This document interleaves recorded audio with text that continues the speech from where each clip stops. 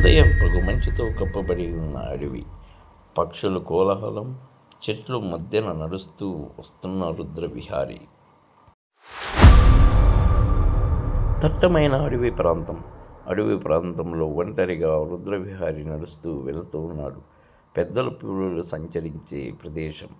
ఇక్కడ ఎన్నో రకాల పులులు ఉన్నాయని కూడా పెద్దలు చెప్తూ ఉంటారు.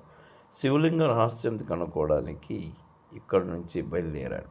అక్కడ మనం మనస్ఫూర్తిగా కోరుకుంటే పులే మనకు దారి మార్గం చూపిస్తుంది అని ఇక్కడ పురాతన కథలు చెబుతూ ఉంటారు.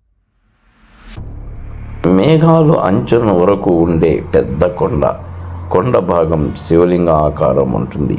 అక్కడే ఆ శివలింగం కూడా ఉంది.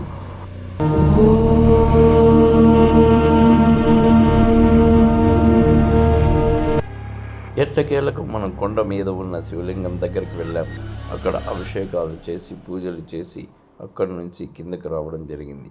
అద్భుతమైన ఈ శివలింగ రహస్యం కనుక్కునిన రుద్రవిహారి ఈ శివలింగ దర్శనం చేసుకొని ఎంతో మనస్ఫూర్తిగా చూశారుగా ఫ్రెండ్స్, అద్భుతమైన శివలింగ దర్శనం చేసుకున్నారు. ఒకసారి ఈ వీడియోని లైక్ చేసి కామెంట్ చేసి సబ్స్క్రైబ్ చేసుకోండి. అలాగే శివయ్య ఇష్టం ఉంటే లైక్ చేసి కామెంట్ చేయండి. అరణ్యం మధ్యలో రాజుగారి అద్భుత కోటలో ఉన్న శ్రీవిష్ణు దేవాలయం రహస్యం.